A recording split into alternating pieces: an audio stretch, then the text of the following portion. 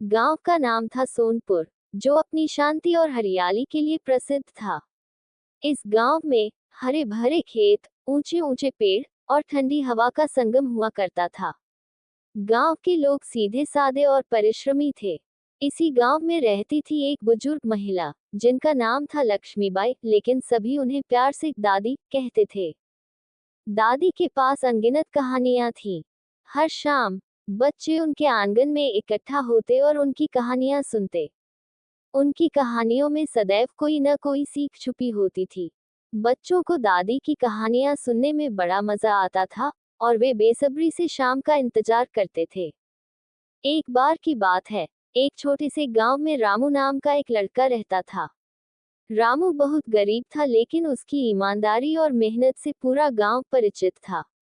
वह अपनी माँ के साथ रहता था और रोज मेहनत करके अपनी माँ का हाथ बटाता था। एक दिन रामू को खेत में काम करते समय एक पोटली मिली। उसने पोटली खोली तो उसमें सोने की सिक्के भरे हुए थे। रामू ने तुरंत पोटली बंद की और गांव के मुखिया के पास जाकर उसे सौंप दी। मुखिया ने रामू की ईमानदारी से प्रभावित होकर उसे पुरस्कृत करने का निर्णय लिया। उसने रामू को कुछ सिक्के और एक अच्छी नौकरी दी। रामू की ईमानदारी ने न केवल उसे और उसकी मां को गरीबी से बाहर निकाला, बल्कि उसने गांव वालों को भी सिखाया कि ईमानदारी का फल हमेशा मीठा होता है। दादी ने दूसरी कहानी सुनाई। ये कहानी थी दो दोस्तों की, मोहन और सोहन। मोहन बहुत मेहनती था, जबकि सोहन कामचोर। दोनों ने अपने खेतों में धान की फसल बोई। मोहन रोज अपने खेत में मेहनत करता और समय समय पर पौधों की देखभाल करता। वही सोहन आलस करता और सोचता कि किस्मत से ही फसल अच्छी होगी। जब फसल काटने का समय आया तो मोहन के खेत में भरपूर धान की फसल लहलहा रही थी, जबकि सोहन के खेत में पौधे सूख चुके थे और फसल बहुत कम हुई थी। सोहन ने मोहन से पूछा, तुम्हारी फसल इतनी अच्छी कैसे हुई? मोहन ने मुस्कुराते हुए कहा, यह मेहनत का फल है। दादी ने अगली कहानी सहनशीलता के महत्व पर सुनाई। ये कहानी थी एक गरीब किसान की, जिसका नाम था हरिया। हरिया बहुत ही सहनशील और शांत स्वभाव का था। उसके पड़ोस में एक धनवान आदमी रहता था, जिसका नाम था कालिया। कालिया हरिया को नीचा दिखाने का कोई मौका नहीं छोड़ता था।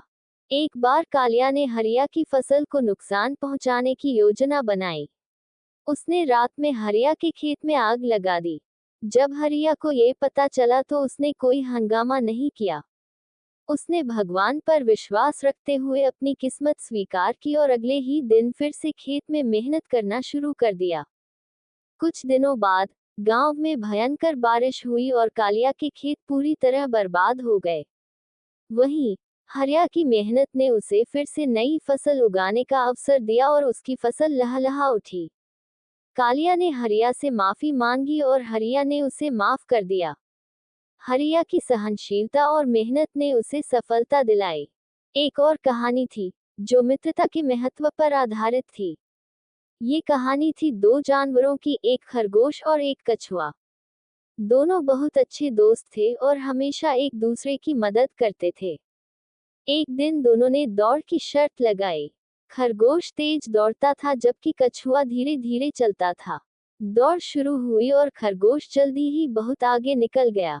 उसने सोचा कि कछुआ अभी बहुत पीछे है, इसलिए उसने थोड़ी देर आराम करने का निर्णय लिया और एक पेड़ के नीचे सो गया। कछुआ अपनी गति से चलता रहा और खरगोश को सोता देख भी नहीं रुका। उसने मेहनत और धैर्य से अपना सफर जारी रखा और अंत में दौड़ जीत गया। खरगोश ने अपनी गलती समझी और कछुआ को उसकी जीत पर बधाई दी। उन्होंने समझा कि मित्रता में एक दूसरे की मदद और धैर्य का कितना महत्व है। दादी ने आखिरी कहानी सुनाई, जो सत्य की शक्ति पर आधारित थी। एक राजा था, जिसका नाम था विक्रम। राजा विक्रम बहुत ही न्यायप्रिय और सत्यवादी था। उसकी न्यायप्रियता के कारण राज्य में शांति और समृद्धि थी। एक दिन राज्य में एक चोरी की घटना घटी। चोर को पकड़ने के लिए राजा ने घोषणा की कि अगले दिन सभी लोग दरबार में हाजिर हों। राजा ने अपने दरबारियों से कहा कि जो भी सत्य बोलेगा वही निर्दोष होगा और जो झूठ बोलेगा उसकी सच्चाई छिप नहीं पाएगी। सभी लोग दरबार में पहुंचे। राजा ने एक एक करके सभी से सवाल पूछना शुरू किया। चोर भी डर के मारे दरबार में पहुंचा और सत्य बोलने का निर्णय किया। उसने राजा के सामने आकर अपनी गलती स्वीकार कर ली और अपने अपराध की सच्चाई बताई। राजा विक्रम ने चोर की सत्यवादिता की सराहना की और उसे क्षमा कर दिया। उसने चोर को सुधारने का अवसर दिया और उसे ईमानदारी से जीवन जीने की प्रेरणा दी। चोर ने अपने जीवन को बदलने का वचन दिया और राजा विक्रम की न्यायप्रियता को सराहा। दादी की कहानियों का अंत हुआ और बच्चों ने उनसे अनेक सीखें ली। दादी की कहानियां सिर्फ कहानियां नहीं थी, वे जीवन के महत्वपूर्ण मूल्यों को समझाने का एक माध्यम थी। बच्चों ने दादी से सीखा कि ईमानदारी, मेहनत, सहनशीलता, मित्रता और सत्यवादिता ही सच्चे जीवन के आधार हैं। दादी की कहानियों ने बच्चों के मन में हमेशा के लिए एक गहरी छाप छोड़ी। सोनपुर गांव में दादी की कहानियों का प्रभाव ऐसा था कि गांव के सभी लोग मिलजुल कर ईमानदारी से और प्रेम पूर्वक जीवन जीते थे। दादी की कहानियां अनमोल थी, जो पीढ़ी दर पीढ़ी सिखाई जाती रहीं और गांव की संस्कृति का हिस्सा बन गईं।